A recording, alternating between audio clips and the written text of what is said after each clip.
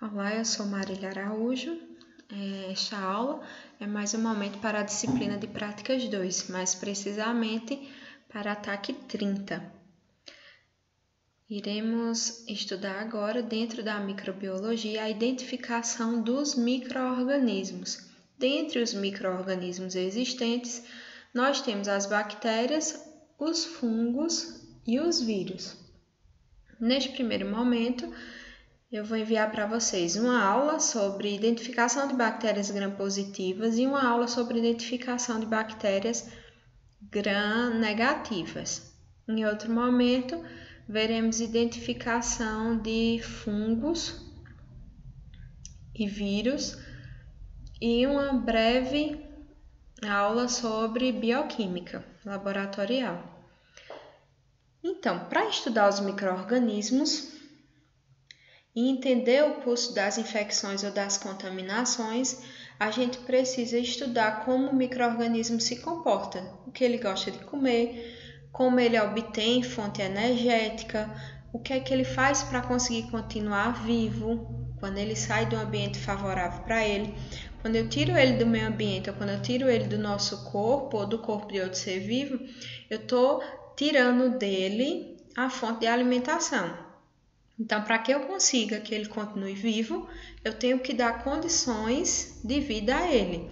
E para isso, a gente semeia eles em meios de cultivo ou meios de cultura, para que ali eles tenham os nutrientes adequados e continuem fazendo fermentação e continuem tendo uma vida útil para que a gente possa analisar eles e identificar que tipo de micro-organismo é esse. Então, para a identificação bacteriana, a gente analisa características. Então, eu vou analisar características tintoriais, que é como ele vai se comportar com as colorações. Eu vou identificar características morfológicas, ou seja, a estrutura desse micro-organismo. Como é que eu enxergo ele ao microscópio? Como é a estrutura dele? Consigo também, através das reações químicas que esse micro-organismo produz durante a vida útil dele, quando ele se alimenta, então ele vai gerar produtos que vão reagir com o meio ou com os testes que vamos fazer, e daí a gente vai fazendo anotações até que a gente encontre o resultado final. Importante lembrar disso, que na microbiologia a gente não vai identificar um micro-organismo já no primeiro, só no semeio, olhando a coloração, olhando a cor das colônias no meio de cultivo, a menos que esse meio de cultivo seja um meio chamado cromogênico, que ele é um meio que tem produtos químicos que a gente consegue identificar os micro-organismos, em sua grande maioria, pela reação de cor e pelo crescimento das colônias. Nos meios habituais que a gente utiliza na nossa rotina diária, na maioria dos lugares, a gente faz uma bateria de testes. Então, eu faço uma sequência de vários testes e vou fazendo eliminação. Então, a partir do momento que essa bactéria vai reagindo ou não, com os testes que eu vou fazendo, eu vou conseguindo enquadrar ela em algumas categorias, até que no final eu tenho a identificação desse micro-organismo. Então, as características morfológicas como é que eu enxergo. A gente tem cocos, a gente tem bacilos, a gente pode dizer se é uma bactéria gram-positiva, gram-negativa, aí já é uma questão tintorial. Então, por essa morfologia dessa bactéria, eu vou conseguir identificar a forma que essa bactéria tem. Então, eu vou identificar se ela é um coco, se ela é um bacilo, se ela é um coco-bacilo. Então, eu vou ver a morfologia. E quando eu faço a coloração de Gram, ou a Zilnielsen, ou com a tintura Nankin, a gente tem uma diversidade aí de colorações que vão ser utilizadas dependendo das amostras e dependendo da situação clínica desse paciente e da suspeita desse médico, dependendo também aí do tipo de amostra que a gente está trabalhando. Então, a gente pode fazer um exame a fresco dessa amostra, né? ou dessa que seja a amostra de lesão, a amostra de secreção, enfim, do que quer que seja. E eu posso fazer dessa amostra uma lâmina e colorir ela com o método de Gram, que aí vai, além de me dizer a forma dessa bactéria, se é um coco, se é um bacilo, se é um coco-bacilo, ela vai me dizer ainda a que família ela pertence, se é das gram-positivas ou se é das gram-negativas. Então, aí eu consigo dar seguimento à minha identificação, sem perder tempo. Porque se eu já faço da minha amostra um gram, eu já consigo definir se ali é um fungo, se ali é uma bactéria e em que meio eu posso semear ela. Porque se eu estou lidando com uma bactéria gram-negativa, eu semeio ela para o meio próprio de gram-negativas. Se eu estou lidando com uma bactéria de classe gram-positiva, eu não vou semear ela no meio gram-negativo, porque senão ela não vai nascer. E se eu não fizer esse gram, eu vou ter que dar as duas opções para essa amostra. Se eu não faço o gram para definir qual é o meio que eu vou utilizar, aí eu vou ter que usar para todas as hipóteses. Um meio enriquecido, que cresça tudo, inclusive fungos e bactérias, todo tipo de bactérias e fungo. E vou ter outro meio que seja mais específico e diferencial. Por exemplo, uma conca e um tigre, que cresce gram-negativas. Então, esse primeiro passo é muito importante porque dá um norte a gente, para que a gente não perca tempo e para que a gente saiba, já tenha uma noção de que micro-organismo a gente está lidando.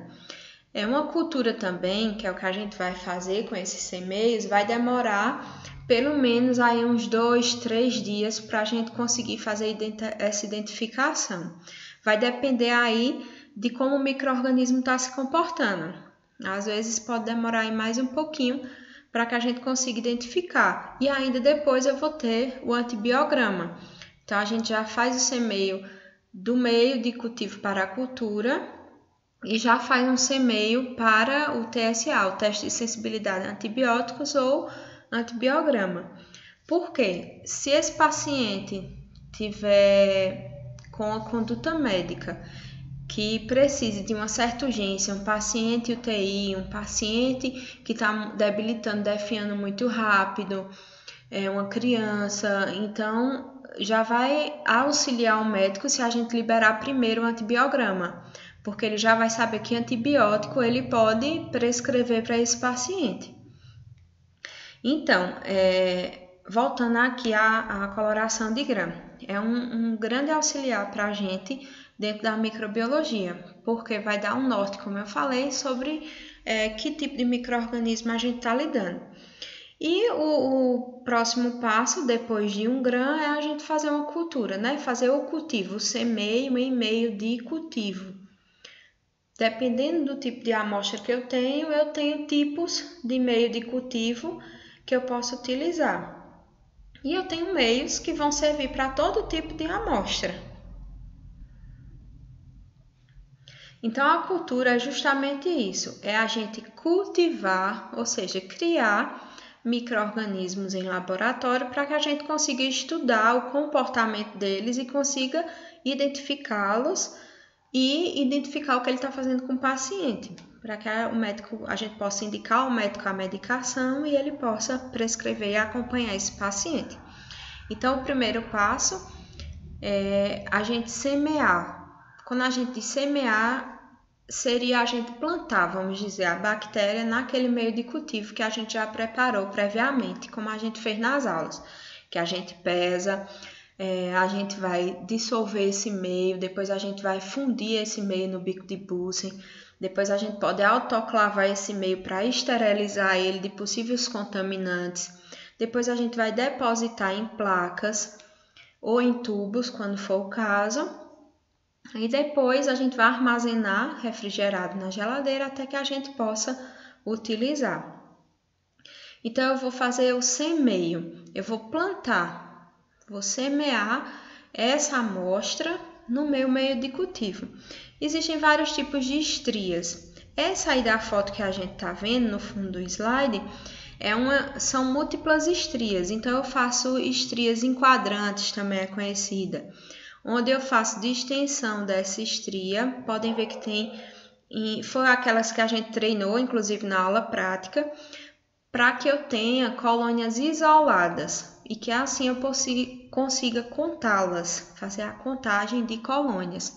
Ou a gente pode fazer a estria simples, onde a gente só faz o esgotamento e puxa a estria, que aí eu posso colocar mais de um paciente na mesma placa. Depois eu tenho que eu já dei um lugar para esse micro-organismo ficar e já dei comida a ele, que é o que vai ter no meio de cultura, né? Vai ter ali fontes nutritivas para que ele consiga se alimentar, fazer fermentação e sobreviver. Então, a gente tem que dar temperatura, uma temperatura próxima à temperatura do nosso corpo ou do ambiente que ele estava antes de ser retirado para fazer a cultura. Então, geralmente a gente vai colocar entre 35 e 37 graus Celsius. Como nosso país é um país tropical, a gente utiliza 37 graus Celsius, porque é a média da temperatura do corpo. Em outros países se utiliza mais, como por exemplo nos Estados Unidos, 35 graus Celsius, porque lá eles têm outro tipo de temperatura e assim por diante. Então a literatura diz uma média entre 35 e 37 graus Celsius dentro da estufa. A gente utiliza mais aqui no Brasil 37 graus Celsius. E aí a gente vai esperar, depois do semeio e da incubação na estufa, a gente vai esperar aí 12 horas. Existem micro-organismos que vão nascer antes disso. Quando a gente vai observar a placa, ela está cheia de colônias, então isso indica que houve o crescimento. Às vezes as colônias são muito pequenininhas e ficam como se fosse uma poeirinha. E às vezes são colônias maiores, com características mucoides, e dos fungos filamentosos a gente vai ver características mais secas. Lembrando que alguns fungos leveduriformes, os fungos leveduriformes terão colônias mucoides, muito parecida com a das bactérias, ou seja, aquela colônia que forma uma liguinha, feito um chicletinho quando você toca nela com a alça bacteriológica. Eu mostrei para vocês também em aula. Então, eu vou observar esse crescimento 18. Se não nascer, eu espero mais 24 horas, porque alguns micro-organismos vão estar debilitados. Às vezes o paciente já começou a fazer antibiótico terapia e esse micro-organismo está enfraquecido. Então, ele vai demorar um pouquinho mais para nascer do que outros micro-organismos. E a própria condição dele naquele momento. Então, alguns vão demorar um pouquinho mais. A gente espera 24 horas. A maioria dos lugares vai parar aí. Depois de 24 horas, se não nasceu, vai dar como negativo. Alguns outros lugares preferem esperar 36 e até 72 horas, que é o que manda algumas literaturas. Aí fica a critério dos POPs de cada lugar. Quando ocorre o crescimento, a gente vai avaliar as características dessas colônias. Como é que essas colônias, como é que eu visualizo essas colônias? Que cor elas têm? Elas são mucoides? Elas são mais secas? Essas colônias são pequenas, são grandes? Elas têm produção de H2S? Elas ficam pretinhas no centro, entendeu? Tudo isso eu vou analisar. Então, eu vou colocar, a gente chama que é a análise macroscópica, que é o que eu enxergo a olho nu sobre aquele crescimento. Aí eu posso fazer um GRAM dessa colônia que cresceu, para comparar com o GRAM da amostra. E eu sigo com os testes, dependendo do que eu encontrar.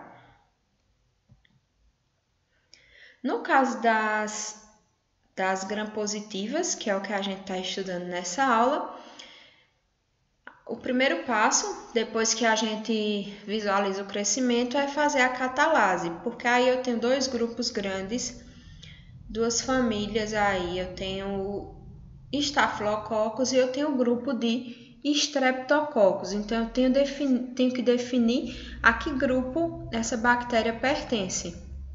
Eu consigo fazer isso através da catalase, que é uma prova que a gente faz bem simples, utilizando peróxido de hidrogênio, a água oxigenada, aquela que a gente usa para ferimentos, onde eu vou pegar uma colônia e botar em contato com a água oxigenada.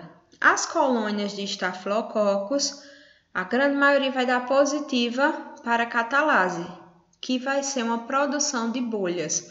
Eu vou ver ela como se estivesse fermentando várias produçãozinhas de bolha, parecendo bolinhas de sabão, quando a colônia entrar em contato com a água oxigenada. Então, eu pego uma lâmina, coloco uma gotinha de água oxigenada, o peróxido de hidrogênio, a 3%, e com a alça bacteriológica ou fio bacteriológico, eu vou pegar uma colônia que eu estou estudando e vou diluir ela, dissolver ela ali naquela água oxigenada. Na hora que elas se encontrarem, se esse micro-organismo for uma bactéria catalase positiva, da família dos Staphylococcus, ela vai dar reação com formação de bolhas.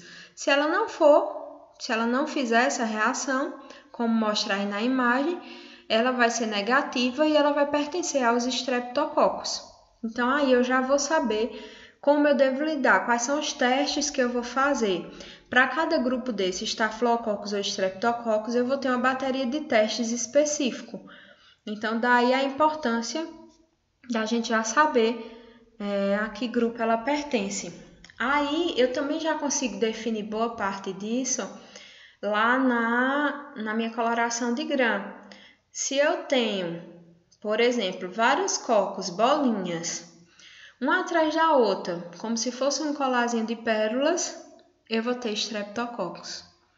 Se eu tenho várias juntinhas se agregando, muita gente diz como cachinho de uva, elas se juntando, todas juntinhas feito um cachinho de uva ou formando círculos, eu já sei que eu vou ter ali um grupo do Staphylococcus, pelo arranjo que elas estão fazendo.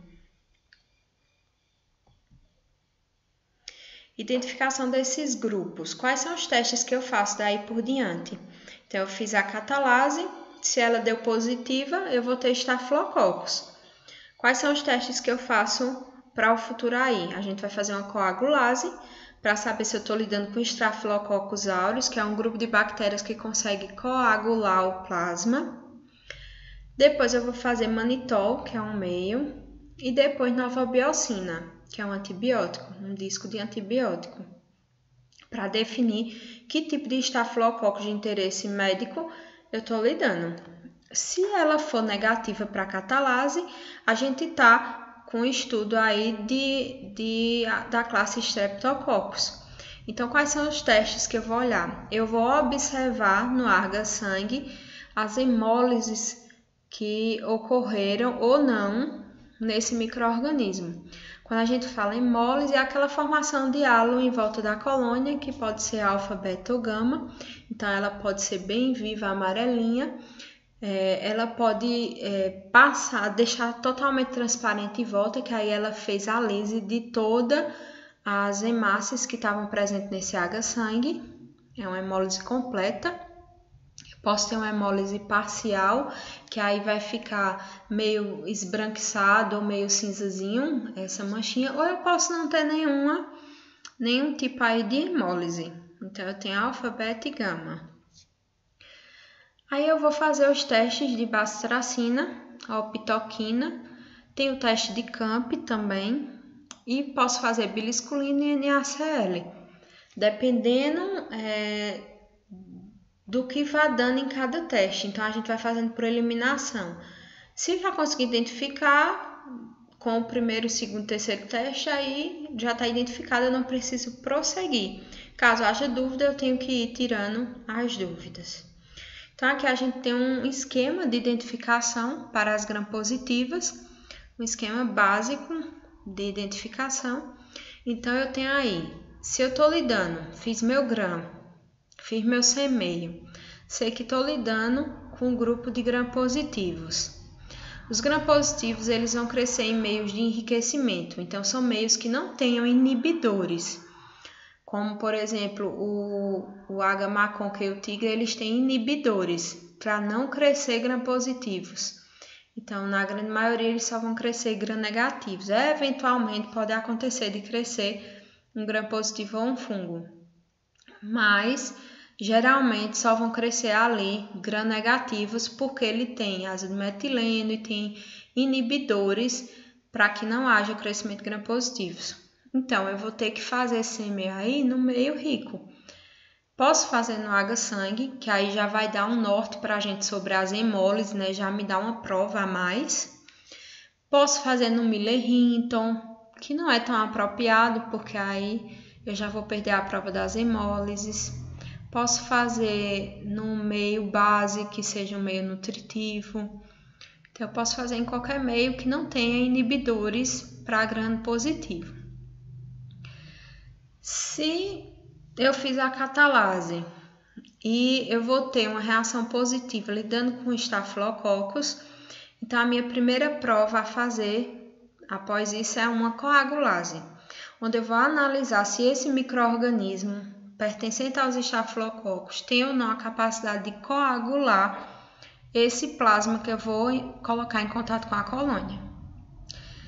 Se esse micro-organismo tiver essa capacidade, dentre os micro-organismos de interesse médico que fazem coagulase positiva, que conseguem coagular o plasma, o mais importante para a gente, um dos mais importantes para a gente é o Staphylococcus aureus. Ele é beta-hemolítico, ele dá uma hemólise total em volta das colônias. Às vezes, no primeiro dia que a gente observa o crescimento, esse halo não está tão forte, essa hemólise não está tão forte. Porém, no outro dia ele vai começar a se intensificar, porque esse micro-organismo está lisando, estourando essas hemácias para consumir o que tem dentro delas, como fonte de nutrição, para que ele faça a fermentação e continue vivo. Então, a cada dia que se passa, ele vai consumindo mais e aí a gente tem uma hemólise mais expressiva. Se ele for, a gente já tem aí o norte, beta-hemolítico, nem sempre ele vai ser, você vai conseguir identificar essa hemólise. Mas se eu já tenho coagulase positiva, beta-hemólise, aí eu vou fazer a prova, tenho colônias amareladas e eu já faço o manitol. Teve crescimento manitol? Ele é positivo para manitol? Então, eu já estou lidando com Staphylococcus aureus, já posso identificar como Staphylococcus aureus. Se essa coagulase deu negativa, eu posso estar lidando aí com o grupo Epidermides, Staphylococcus epidermides, ou com Staphylococcus saprophyticus, que são dois comuns encontrados e são de interesse médico. Então, como é que eu vou definir quem é quem? Só as colônias não vão me ajudar. Por quê? Como eu disse, a gente não consegue definir o micro-organismo só com a cor da colônia, nem só com o gram. Então, eu vou fazer testes. Eu vou fazer também o manitol. Se ele for negativo para o manitol, então já posso desconfiar que é uma epidermides. Se ele for positivo para esse manitol, eu posso fazer aí uma novobiocina, que é um disquinho contendo novobiocina, um antibiótico, que a gente vai fazer um esfregaço aí, fazer um esgotamento, como se a gente estivesse fazendo para um antibiograma, e vou colocar esse disquinho no meio. Posso fazer na própria placa de Aga-Sangue. Eu pego uma colônia, espalho ela e coloco esse disquinho no meio. Se ele for resistente, eu estou lidando com saprofíticos. Aí, se minha catalase não deu positiva, minha catalase deu negativa. E eu tenho lá, na minha coloração de gram, quando eu visualizei no microscópio, eu tenho bolinhas, cocos impares ou em cadeias. Em cadeia que a gente chama é o que eu falei, uma atrás da outra, feito um colarzinho de pérolas. Aí eu vou observar as hemólises desse meio. Provavelmente eu vou ter hemólises aí. Então, eu posso ter uma beta-hemólise. Se eu tiver uma beta-hemólise, aí eu já começo com a prova de bacitracina. Se der positivo para a bacitracina, que é um disquinho também daqueles de papel, eu vou ter provavelmente um Streptococcus pyogenes do grupo A. Aí eu posso fazer, se ele não der positivo, eu faço a prova do CAMP. Se a prova do CAMP é uma prova que a gente semeia um Staphylococcus aureus e semeia a amostra que a gente está pesquisando, tem que ser cepas puras. Aí eles causam a reação e um vai de encontro com o outro. Se o campo der positivo, eu tenho um Streptococcus agalacti do grupo B. Se eu tenho uma hemólise do tipo alfa, então eu já não vou fazer bacitracina e não vou fazer CAMP, eu vou fazer o teste da optoquina, que é outro disquinho. Posso fazer o teste também da bilisolubilidade. Positivo para ambos, a gente faz mais a optoquina, que é só o disquinho. Positivo para ele, eu vou ter um Streptococcus pneumoniae. Se eu tenho uma gama hemólise, ou seja, uma ausência de hemólise, eu posso fazer aí a bilisculina, porém, tanto para o grupo de enterococos como não enterococos, ela vai dar positiva. Então, o que vai definir mais aí vai ser a prova do NaCl. Eu vou semear no NaCl e vou esperar. Positiva vai ser provavelmente um enterococos e negativa vai ser um não enterococos. Se eu tenho um alfa-hemolítico e ele é negativo para todos os testes que eu fizer, provavelmente eu estou lidando com Streptococcus viridans. Então, eu faço tudo.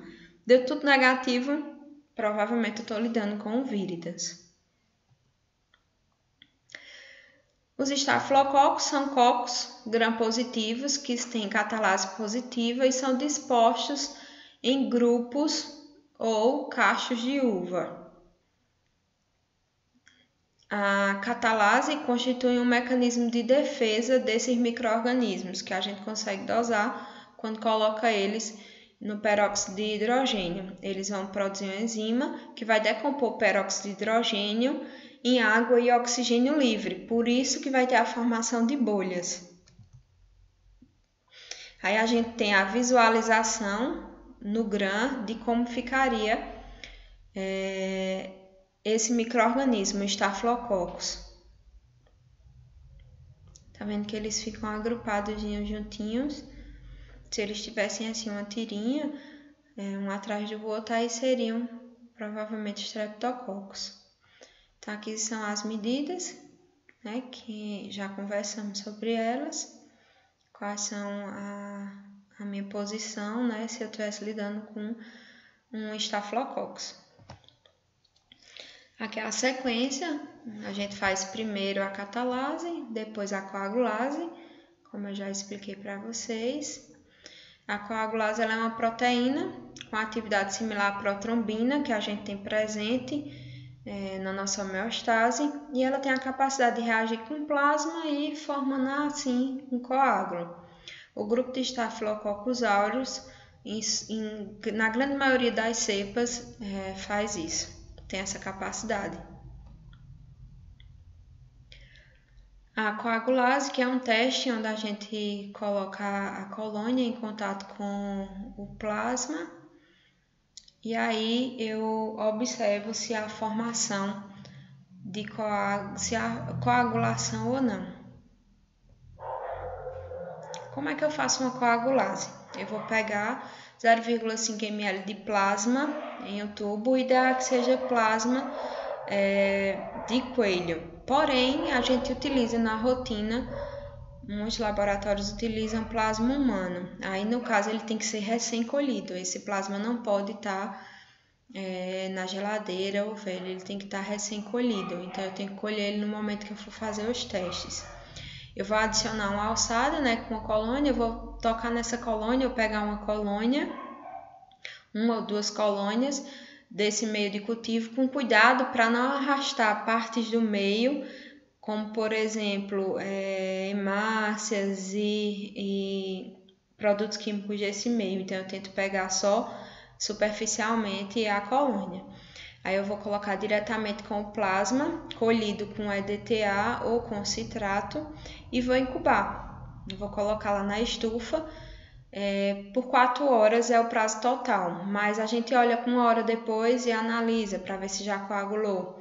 Se não coagulou, a gente olha com 2 horas e assim por diante até, ou você pode deixar e só olhar com as 4 horas finais a 37 graus Celsius na estufa ou no banho-maria. Caso não haja formação de coágulos e você tem uma forte suspeita sobre ser um Staphylococcus aureus, aí você pode deixar por 24 horas na estufa ou no banho-maria, porque ele pode estar enfraquecido e a gente pode precisar de um tempo a mais aí, eu não sei uma cepa pura, e a gente precisar de um tempo a mais aí para ele se expressar. A interpretação da coagulase. Lembram lá quando a gente fez coagulograma e quando a gente fazia o TP e o TTPA, que a gente tirava, quando a gente acrescentava os reativos, ele já começava a coagular, então a gente vai ver daquele jeito, vai se formar uma nuvem ou vai ficar coagulado, como a gente vê no coagulograma. Aí eu tenho uma coagulase positiva. Caso não tenha formação de coágulos, nem fique feito uma nuvenzinha branca, enfim, não tem, o plasma está límpido lá, transparentezinho, então eu tenho uma reação negativa. Aí eu posso fazer fermentação em manitol. Então, eu posso fazer estrias no H-manitol e observar se eu tenho ou não tenho crescimento. Em cubo, então eu vou pegar a estria do primeiro meio, no caso do H-sangue que eu fiz, e vou pegar uma colônia de lá, e vou semear com estria novamente simples no H-manitol. E vou esperar se há ou não incubar e esperar se há ou não crescimento. Se há crescimento, eu tenho uma reação positiva. Então, provavelmente aí eu tenho um Staphylococcus aureus. Se é negativo, eu vou ter um Staphylococcus coagulase negativa. Aí eu vou ter que identificar quem é ele, que pode ser um desses dois, o epidermides ou o saprophyticus. Aqui eu tenho uma reação de uma fermentação, para a gente entender melhor. Aqui eu tenho um micro-organismo que fermenta o meio, ou seja, a gente sabe que os micro-organismos fazem fermentação como fonte nutritiva para sobreviver e ter energia. Então aqui ele fermentou o açúcar que está no meio e aqui ele não fermentou. Então a mudança de cor é porque ao fermentar ele causa uma alteração no pH e assim uma mudança na cor. Então a gente sabe se é positivo para fermentação ou negativo para fermentação. Aí eu posso fazer o teste também, né, de sensibilidade à nova biocina para a gente ter uma noção se eu estou lidando com um saprophyticus. Eu vou semear como a gente faz o semeio do antibiograma no H-Miller-Hinton e posso fazer também no H-sangue. Muita gente já faz direto na placa de H-sangue, porque não tem que fazer um repique e esperar o novo crescimento. Aí no meio eu coloco um disquinho de nova biocina, um disquinho daquele de papel contendo nova biocina, incubo e analiso. Teve formação do halo? Então ele é sensível. Aí eu estou lidando com um Staphylococcus saprophyticus.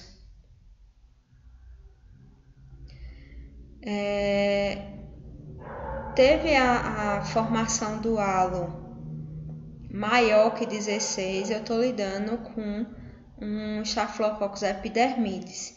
E aqui menor que 16, então eu estou lidando com um saprophyticus. Aqui eu tenho esses testes no próprio H-sangue, como eu falei para vocês. A gente pode colocar o disquinho e esperar a reação no próprio H-sangue para não ter que fazer outro semeio. Aí aqui eu tenho saprophyticus, não há reação nenhuma, ou pode haver um halo muito pequeno, ou eu posso ter um halo maior significativo, indicando ser um epidermidis. Aqui eu tenho mais 2 outros testes, um negativo e um positivo, né? Um sensível à nova biocina e um resistente à nova biocina. Esse que é resistente, ele não forma o halo. O que é sensível vai formar o halo porque a nova biocina impede o crescimento desse micro-organismo. Então, onde ele não nasce, tem a formação do halo, certo?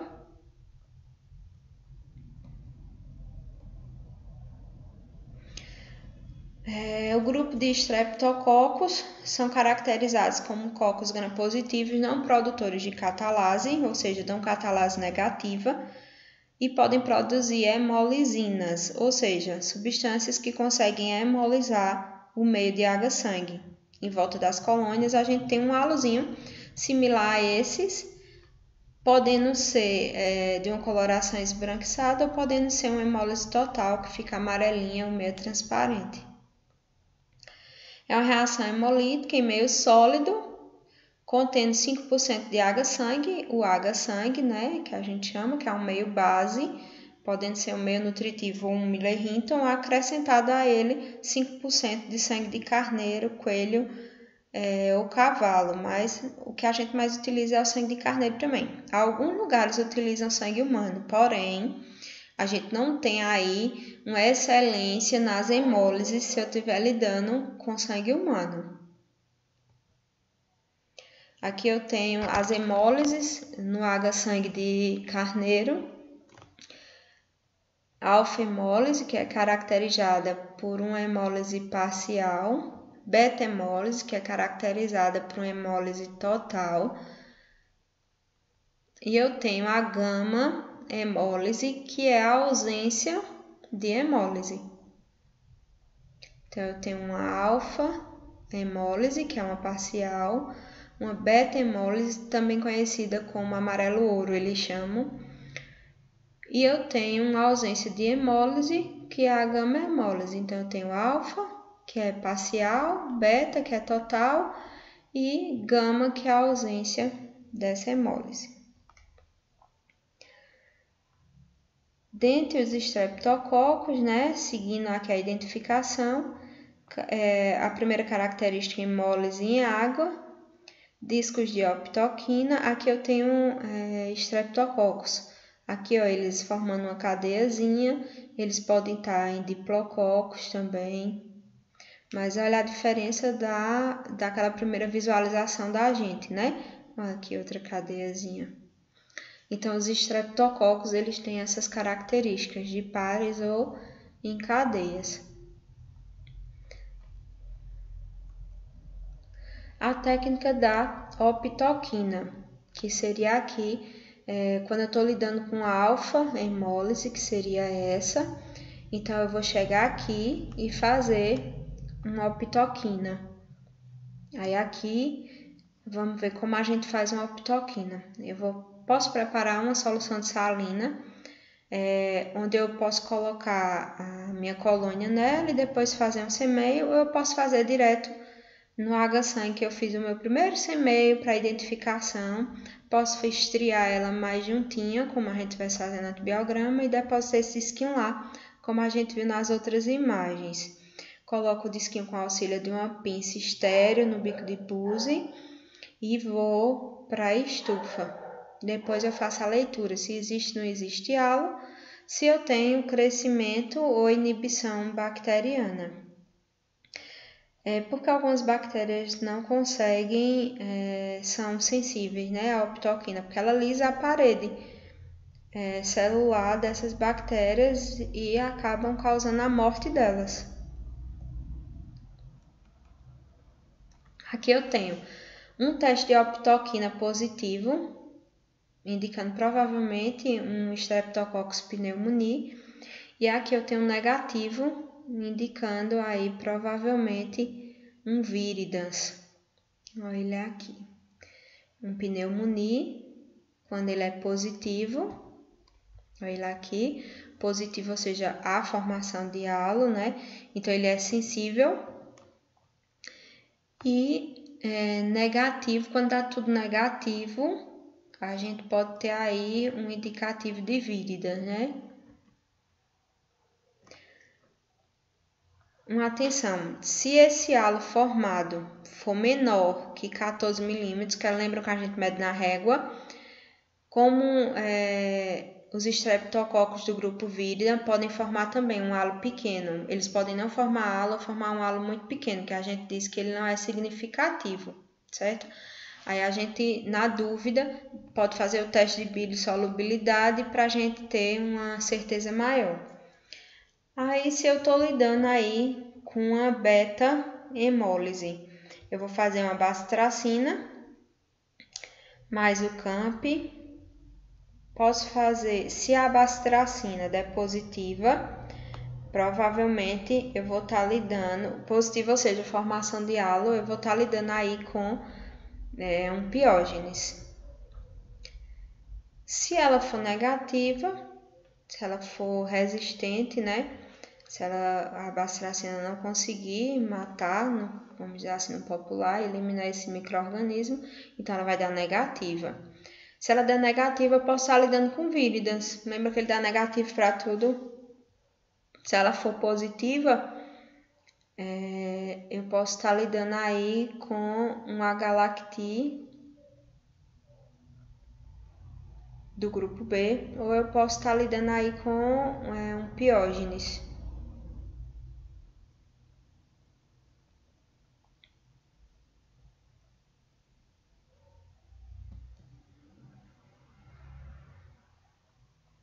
Procedimentos para a gente fazer uma bacitracina. É um disquinho também de antibiótico e ele tem o mesmo procedimento. Posso fazer no sangue de carneiro, posso fazer um repique no Miller-Hinton e vou colocar o disquinho, incubar. Todos esses que usam disquinho a gente faz igual, a gente faz um antibiograma. Faz esse meio, coloca o disquinho no meio, vai para a estufa, espera o crescimento médio halo. Se for significativo, aí eu consigo identificar o micro-organismo. Aqui eu tenho uma reação negativa, ou seja, ele é resistente, indicando um H-lacti, e aqui eu tenho um sensível, indicando provavelmente aí um piógenes. O teste de CAMP, eu vou pegar, tem que ser uma cepa pura de Staphylococcus aureus, geralmente a gente compra ela, para que ela venha pura, ou a gente faz repiques. Então, eu consegui identificar o Staphylococcus aureus, aí eu guardo ele e faço o repique, semeio ele, quando nasce a colônia eu semeio em outro meio, depois em outro meio, faço pelo menos aí uns 3 ou 4 repiques para ver se eu consigo que ele fique mais puro, ou eu já compro pronto, o comercial. Aí a gente vai fazer o semeio, deixa eu colocar a imagem que aí vai ficar mais legal, pronto. A gente faz o semeio dele aqui no meio e eu vou pegando as amostras que eu quero testar e vou fazendo esse semeio de lado. Os positivos para CAMP, eles fazem essa setinha, ó. A gente não deixa a amostra chegar até ele, a gente para um pouquinho antes com a estria. Aí, se eles tiverem afinidade, eles fazem essa setinha, eles migram e fazem essa setinha. Às vezes não fica uma setinha tão bem feita assim, mas eles se encontram, fazem o caminho. E aqui, ó, é quando dá negativo, não tem reação nenhuma. Aí aqui, quando a gente está lidando com a gama-hemólise. Quando eu estou lidando com a gama-hemólise, eu posso fazer uma bilisculina e posso fazer o NaCl para definir. A bilisculina, eu vou pegar aquela colônia nascida e vou colocar no meio de bilisculina e vou fazer o mesmo procedimento. Incubar e esperar se há ou não crescimento, se tem presença de cor negra, que é um identificativo da presença de uma hidrólise, que identifica também uma prova, como se a prova for positiva. Vamos ver uma imagem. Aqui eu tenho uma positiva, ó, e aqui eu tenho uma negativa. Então, uma bilisculina positiva, ela fica enegrecida, e negativa, ela fica da cor do próprio meio. O NaCl seria outra prova. A gente vai incubar cerca de 2 a 3 colônias a ser testada, né? A gente vai semear ela, depositar ela no caldo de BHI, que aí ele é líquido, e a gente vai incubar de novo e ver se há ou não presença de turvação ou mudança de cor desse meio. Se houver, positivo para crescimento bacteriano. Se não houver, negativo. Aqui eu tenho o teste e o controle negativo e aqui positivo para crescimento. NaCl. Aí eu tenho outros testes convencionais que podem ser utilizados também, mas que não fazem tanto parte da rotina, como a hidrólise de arginina, produção de ácido, em arabinose, tem o sorbitol, o manitol, que a gente utiliza mais, sacarose, piruvato de sódio, e eu posso ver a motilidade desse micro-organismo, se ele é móvel, se ele não é móvel. Aqui eu tenho uma imagem de algumas provas dessa, aqui para ver a motilidade desse meio. Aqui eu tenho H-manitol, aqui eu tenho sorbitol, arabinose, arginina, cada reação em positiva ou em negativa. Muito obrigada, iremos agora para a próxima aula.